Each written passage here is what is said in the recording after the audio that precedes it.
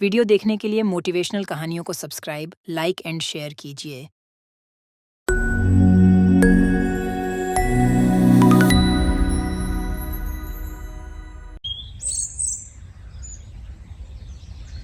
एक दिन सुबह सुबह चंदनपुर गांव में सन्नाटा छा जाता है।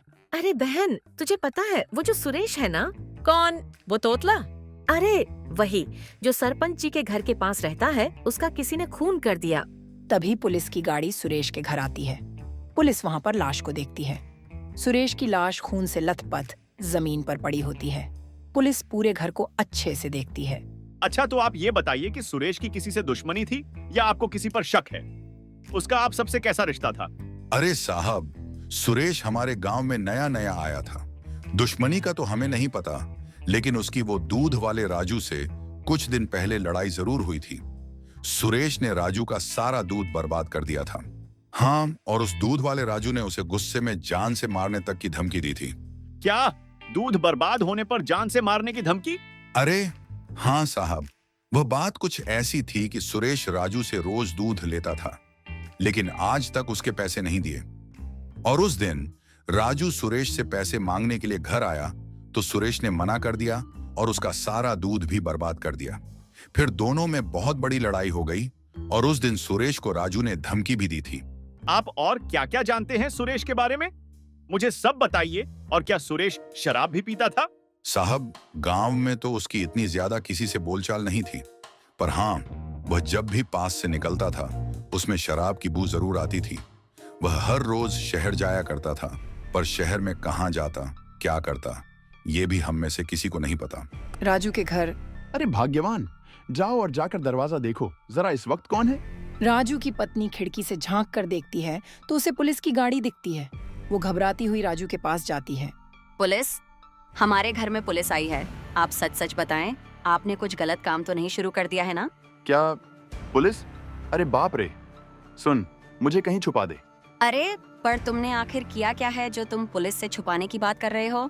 अरे मेरी माँ, अभी तू मुझे कहीं छुपा दे, मैं तुझे बाद में सब कुछ बताता हूँ। राजू की पत्नी उसे एक बड़े सी संदूक में छुपा देती है और दरवाजा खोलती है।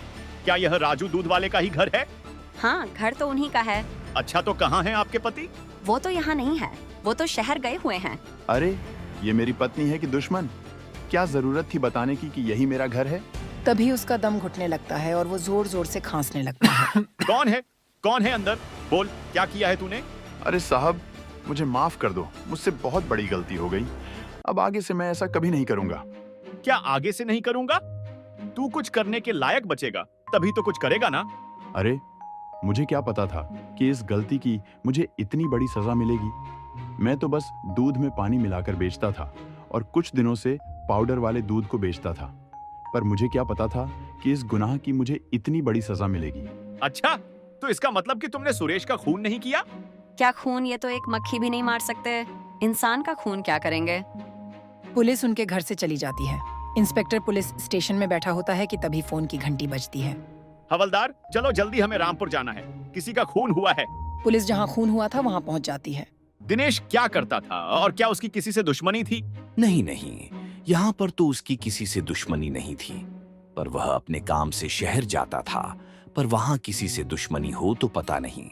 अच्छा, तो दिनेश करता क्या था? साहब, वो किसी दवाइयों की फैक्ट्री में काम करने जाया करता था और हाँ, उसे शराब की लत भी थी। उसके बाद पुलिस उनकी फैक्ट्री में जाती है। हाँ साहब, ये तो मेरी फैक्ट्री में काम करता है।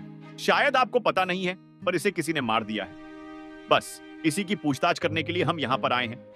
क्या दिनेश की यहाँ पर किसी से दुश्मनी थी?